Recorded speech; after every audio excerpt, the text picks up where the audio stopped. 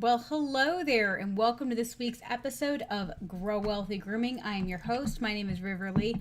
I am the founder of the Savvy Groomer, where I teach pet professionals just like you how to build a business that you love.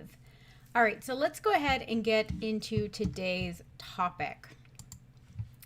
Today's topic is going to be what is more money or more? Now, I will say what has really interest me in this topic recently is I see a lot in Facebooks where you guys are talking all about how, what you should do, as far as and we're going to go through several different options and topics, but everyone has their own opinion about what is professional, what is not. And what I think is really interesting is as a cat groomer, I have so many dog grooming friends that are perfectly okay with bucket bathing cats, with bag bathing cats, with just shaving cats, and not actually grooming them and bathing them. And I kind of say that's wrong, but you know what? When you're ready to learn the right way, I'm here for you. So it's just so fascinating to me how so many of my dog grooming friends really just take these really hard stances because that's their belief system. Now, I'm not here and I have zero interest in actually changing anyone's opinion about what they should or shouldn't do. What I am interested in is exploring with you what you believe and how much that's worth to you. Now, in full disclosure, part of the reason that we decided to do this topic is for this month of Grow Wealthy Grooming, our business membership, we're actually going to go ahead and do this topic.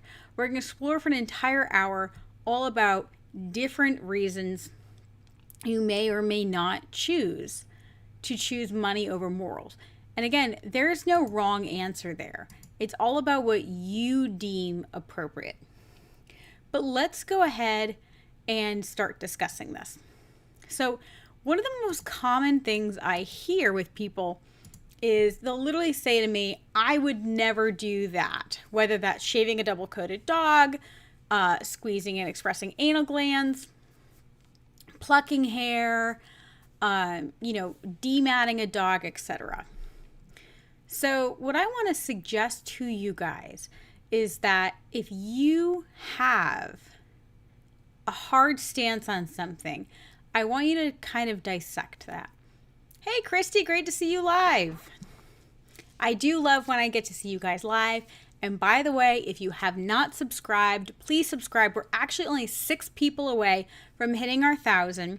When we hit our 1,000, I have promised you guys that we will go live twice a week. I'm super excited about it. Once we are able to monetize our YouTube channel, it'll, I hate to say it this way, guys, but it gives me more of an incentive. When I can make money doing this versus as just a charity, it allows me to create more content. As you guys know, I do try to cut down some of my longer lives, and, paying an editor is not cheap because your girl is not editing. That's not what she does. She's got enough things on her plate. I know 6, Candace, just 6. So if you can, guys, please ask your groomer friends. We, of course, want real subscribers. We don't want people that, are not real, but we only need 6 more people. Hey, Tiffany, great to see you. But yeah, like I said, if you guys can share, that would be so helpful. We only need 6 more people. We are almost there. But anyway, I want to get through this because I do have my price increase masterclass at 8 p.m., which is only in a little less than an hour. So I'm going to go ahead and take care of you guys with my free content. And then I'm going to go, grab dinner really quick, go potty, and then hop on that. So moving forward, and I love this picture that I did for our thumbnail. It's got like a little angel and a little devil. And sometimes I really feel like the music is playing in the background. Is that what's playing? Oopsie.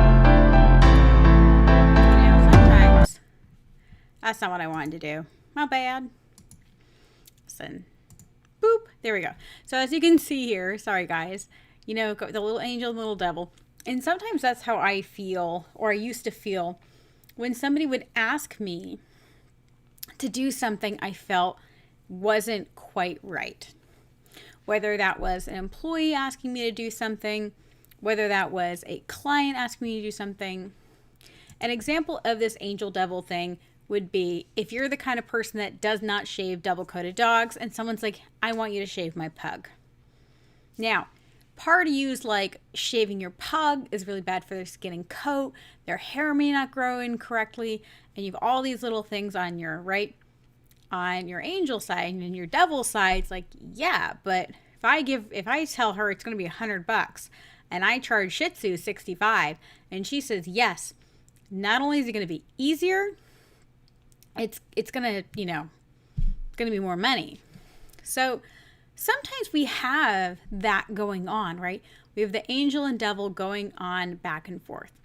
So this is one way for you to really understand who you are, who your business is, and ultimately what it is that you want. Now, I talk all the time about becoming financially comfortable. And one of the biggest things I gave myself when I became financially stable was the ability to say no.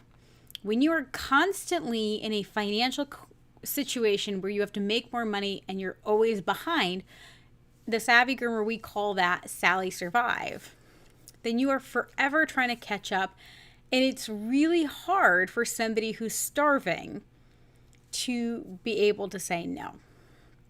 There's this great book. I forget the name of it. I believe it's by the same guy that wrote the 5 Agreements. But it's an amazing book. It's Miguel something, and I will look it up. Tiffany is probably already looking it up for me. But there's this great story in the book where it talks about if you had a magical kitchen where, like, just like on Star Trek or in Hitchhiker's Guide to the Galaxy, you say, I want pizza.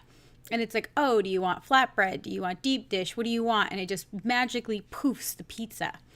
Then if someone knocks at your door and says, hey, I'll give you this pizza, but you must give me complete control over your life.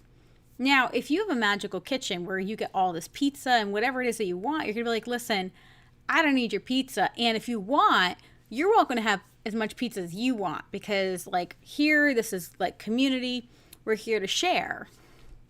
Versus if you didn't have a kitchen at all and you're starving and the person came to the door with a pizza, well, then you're going to be starving and you might make bad choices. You might be like, I'm so hungry, I'll do whatever it takes. And this story, this person was talking about love and self-love, but I think it really works for finances too. If you are constantly in that situation where financially you are struggling, like you are forever in that place of I need more, I need more, I need more, people are going to tempt you to do things that you don't feel good doing for a price. And no different in the world of drugs or prostitution or anything like that. It's up to you to make that choice. And there is no right or wrong answer. There are illegal and legal decisions. But in the grooming world, most of it really comes down to what do you believe and how much could someone pay you for that belief to change? Now, this can sometimes be in the form of a happy price. Again, the pug example is mine. We made it a habit to not shave double-coated dogs. But I did have a happy price. I would have, if my Shih Tzu was $65, I was more than happy to 10-strip your pug for $100. Because to me, I would educate you, I would tell you what you think, and you were like, nope, I don't care, I just want him shaved. To me at the time, it was like, well, that's no different than shaving a cat, so that's what I'm going to do. Right? So to me, that was a moral dilemma, and it had a price tag on it. Right? Another example, though, on the flip side would be, oh, yes, thank you. Tiffany said Don Miguel Ruiz. So with that, sorry, my phone. So, an example of me not having a price tag, there is no amount of money for me to not bathe a cat when I'm growing it.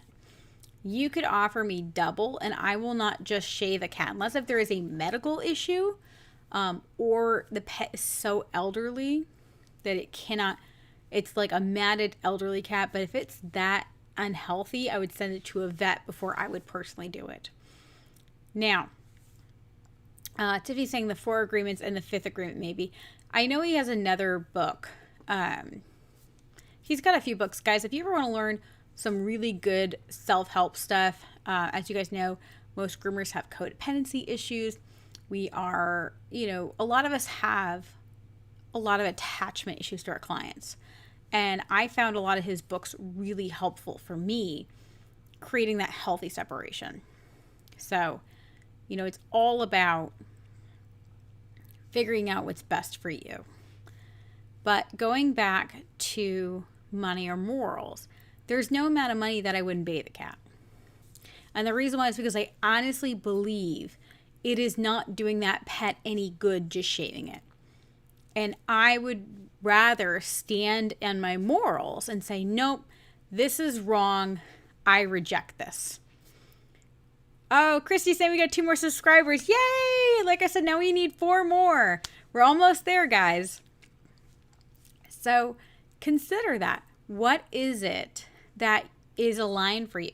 There is no amount of money that someone could pay you that you would be willing to do. Some of those are someone who's not interested in shaving down a dog. There are some people, maybe not even a double coated. I saw a great post recently where someone was like, I refuse to 10 strip. I think they had a standard poodle. And there were people saying, oh no, like I don't see anything wrong with that. And other people were like, oh my God, that's horrible. Why would someone do that? That dog's gonna be so ugly. Well, that just depends, right? We all have differing opinions on beauty, right? It's no different than our businesses, right? Everyone's business is different. Everyone's moral compass is different. Mine tends to be, as long as no one's hurting their pet, I'm okay. Right. And Tiffany's saying definitely like if they're not mad. Right. If someone just I have definitely 10 stripped my poodle. I'm like, you are going to be bald. I don't want to brush you. I don't want to bathe you every week. You're going naked. So, but that's me and my decision. But somebody else may not want that walking out of the shop. They may think it's wrong to shave a dog bald out of convenience, right? And that may be a moral issue for them.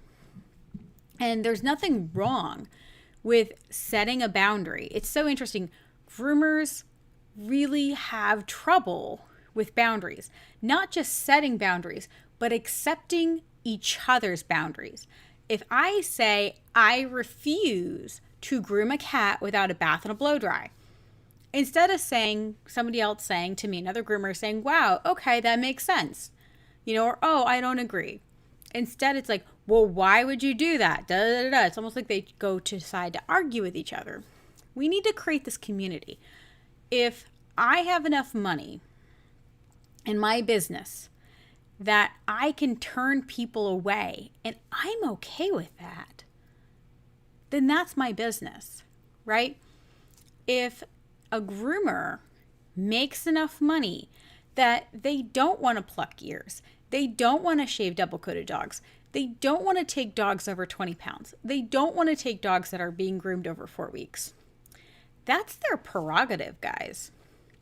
And if that's what their morals say, if their morals say, you know what, if you choose to groom your dog with, twice a year, I'm not interested, that's a moral judgment. And we have to respect other people's boundaries. We have to respect other groomers' choices. Tiffany's saying, once you have your boundaries, it feels so much less stressful, though. It does. Once you learn how to set boundaries and keep those boundaries, everything is less stressful. So in full disclosure, Tiffany is one of my coaching clients, and we've worked a lot on her boundaries. And a good example would be she hates being on the phone. Now, this is not a moral issue, but this is a great example of boundaries in place. So her boundary is she doesn't answer the phone There's no phone calls. You can either book in person at your last appointment. I mean, you're welcome to come into the shop too and book your appointment, but no one's going to do that. Or you book online. And she hated being on the phone. So I'm like, okay, well then just stop being on the phone. And then it was like, well, what if this client, et cetera, et cetera, et cetera. I'm like, well, are these real concerns or are these being made out of guilt? Right? So a good example would be shaving a double-coated dog. I don't really love shaving double-coated dogs. I think that it's really unhealthy for them. It's one thing if it's an indoor-only pet, like a cat. It's another thing if it's a dog. That said, when my dog, I had a Border Collie Newfie mix, she almost lived to 20. And after about 17, now this dog had severe allergies. This dog was allergic to corn, wheat, soy, beef, lamb, trout, grass, pollen, dander, and dust. So basically the whole world. And when she was young and sprightly, she would get a bath every week because she just had so many allergies. And when the allergens got on her skin, she would get itchy and she would chew herself, like completely raw. One day we actually came home and she had chewed her arm down to the bone. Like she had a lot of issues.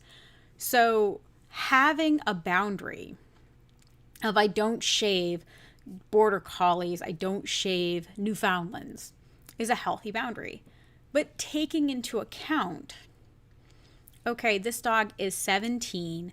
She used to get a bath every week. She can't stand long enough to bathe and blow dry her. You know, her hair is just thick and long.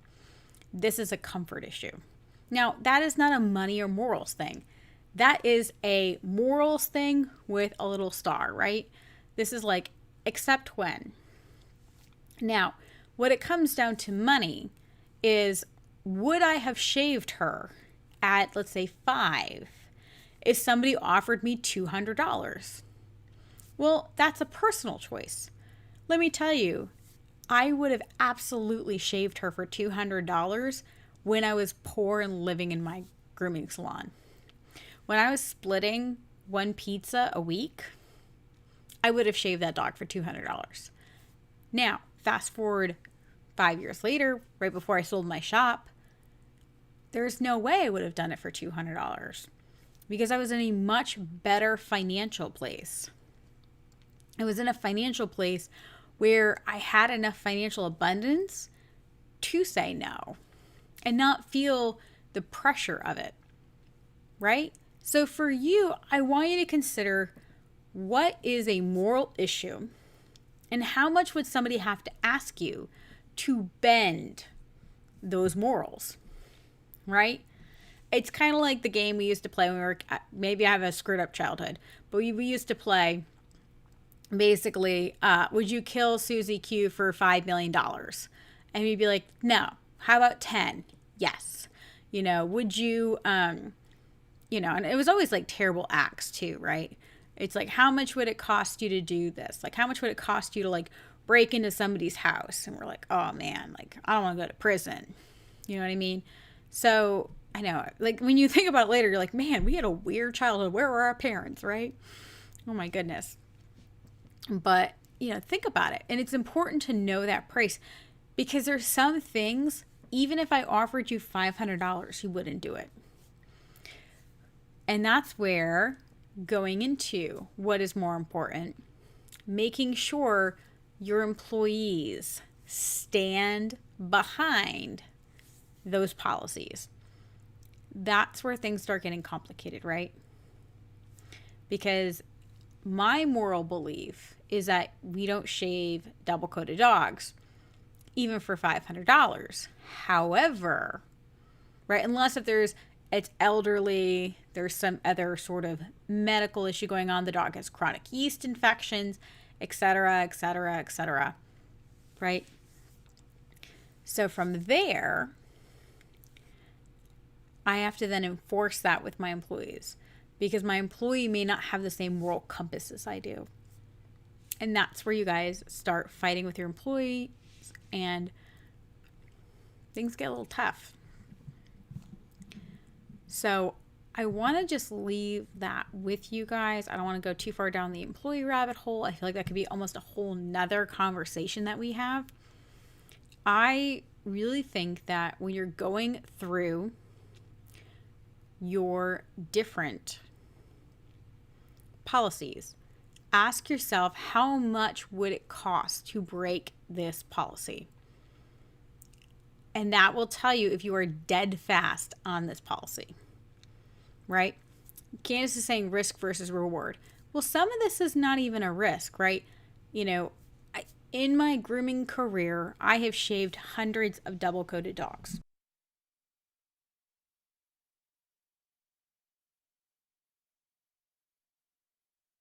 Sorry about that. I needed water. I've shaved hundreds of double-coated dogs. That's, I've worked for other people. And let's be honest, when you're poor, you're like, there was this really eye-opening documentary that I was watching. And it was saying, when you can't afford medicine for your starving, for your sick children, because they were talking about cutting down the Amazon rainforest. Because I'm like, wow, how can people do that? Of course, naively. It was interesting because he's like, when your child is dying of a medicine that you can't afford, not only will you cut down this tree, you'll cut down this tree, you don't care. Candace is saying risk of reputation. I agree, but I honestly think groomers are more worried about a bad haircut going out than like other more obvious risks. It's amazing to me. Like, I will see groomers do things like, and again, I don't want to call anybody out, but there's so many risky practices that groomers will do. Like, they'll just hire some groomer off the street and just like hand them their clients. They think that's okay, but they don't want to send a shaved down poodle out. Like, it's almost like this like psychosis. It's like, yeah, this rando that I don't know and I've hired for 2 days, I'm going to have them go check in my clients that have been with me for 10 years, don't know this random girl, hand them their precious pet for her to groom them, even though I don't really know her, right? Versus like, oh no, I might send out an ugly haircut. Tiffany saying, I'm like, oh, you know how to groom, you must be good. Right, exactly. Like, it blows my mind. It's like, oh, no worries. This person who has no, maybe no experience. Like, we don't know. Like, as an industry, you guys aren't doing, background checks. The majority of you guys are not doing background checks. I'm always shocked at how few groomers do criminal background checks. It's absolutely mind-blowing. Like, you don't know if this person's a thief, a crackhead, has abused animals. We don't do a lot of the normal stuff. I mean, even McDonald's does a background check. It's crazy. But yeah, and then we just like hand them. Like, we're worried about reputation, or like we'll have just little things. Like, we'll like be really rude to a client. Like, we're gonna like tell them off. It's so funny. Like, I'll see those like, you go girl kind of things in groups, and I'm like, oh, like, don't talk to people that way, especially in text. If you're gonna be saucy in person, where they're not recording you or they're not keeping that text. Groomers are worried about ugly haircut way more than they're worried about acting professional. So it's so interesting to me, as they think like one fugly haircut is going to ruin their reputation, when, consistently being unprofessional, being inconsistent, confusing clients, that's how you ruin your reputation. It's not one person's fugly haircut. Because let's be honest here, there are plenty of very unfortunate looking dogs that you can't even get them to be cute. Like, there's no hope. There are some dogs that I have groomed that are so fugly they're cute. And you're like, oh, you poor unfortunate soul. Like, this is just painful to watch. Right? And And then there's dogs that we think are super adorable because we're groomers. Like, I think Bedlingtons are freaking adorable. I think Dandies are adorable. You know, I like a Carrie haircut. But if you ask the average dog owner, they're like, oh my God, what is that thing? That is like the fuggliest dog I have ever seen, right? We wouldn't worry about someone sending out a Bedlington, right? If we were like, wow, oh my God, like what skill, what this, what that. Or a standard poodle and a continental or an English saddle clip. An owner is just as likely to see that as a reputation ruining haircut as an uneven one, right? It's funny. They're more likely to see a Bedlington, a Dandy, or something else that they view as like ugly than they are a completely shaved pet. But that's a whole nother conversation, guys. But I want you to consider that. They don't know a good haircut. We do. They don't know what they're looking at. That's very preference, right? It's kind of like when I was a little girl. I want to say little girl. When I was a teenager, and I thought Britney Spears had the coolest blonde hair. And as an adult, I see that she has super crappy, ratty extensions, right? And it's all in the eye of the beholder. It depends on the person's age. And what we value is definitely not what they value. So with that said, guys, that's always up to you. What you want to do in your business is always up to you. And with your employees, make sure it's clear. With your clients, make sure it's a policy. And make sure it's a clear policy. And also make sure those policies are easy to find. Because if your policy is the dog's legs must be fluffier than the body, make sure you tell them that, right? And if they want a 10 strip, you can just very politely say, I am not the groomer for you. That's not really my style. But what I can do is help you find somebody where that's their style. I'm having this conversation now. I'm really considering going back to a pixie cut. And if I do go back to a pixie cut, guess what? I need to have a different hairstylist, because the person that's really good at color and cutting long, thick, wavy hair is a very different hairdresser than somebody who can do like edgy bobs or edgy pixie cuts. Okay, guys? So make sure, right? And that's another thing too. That would be a moral dilemma. Should the person who I've had for a long time, who's not good at doing edgy bobs or pixie cuts, offer to cut my hair when they probably don't know how? That's another great moral or money. Should you be taking money if you don't know how to do a haircut, right? I see so many posts of people who have never groomed a certain breed of dog, and instead of saying, I don't have experience with this dog, I'm happy to try it out, but just so you're aware, I've never groomed this pet before. Candace is saying, what do you think groomers are having the most issues with when it comes to boundaries with clients? I think they just don't have clear boundaries in general. I think that they set policies that they don't actually want to enforce.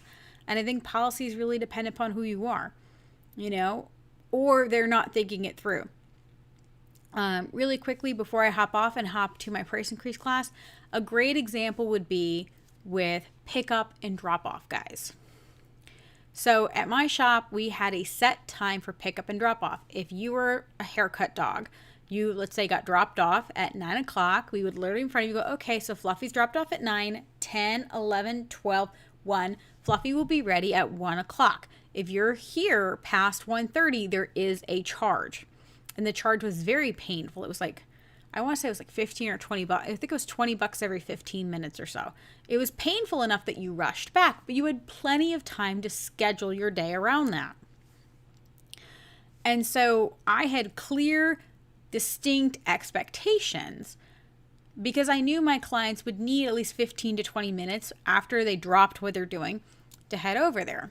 And I think one of the biggest boundaries groomers have is pick up and drop off, but they're lending unrealistic expectations. I don't know about you guys, but if I drop my son off, if I drop my cat off, if I drop anyone off, and I'm not going to sit in that parking lot for 20 minutes, for 2 hours, for 3 hours, waiting for that pet. and you don't want them to anyway. But I'm probably going to be more than 20 minutes away. I might even be 30 minutes away. I might be doing other things, right? That's it. There's so many things that we have to find a healthy boundary. It's being in a healthy place to support our clients and be good to them, but also not take their shit, right?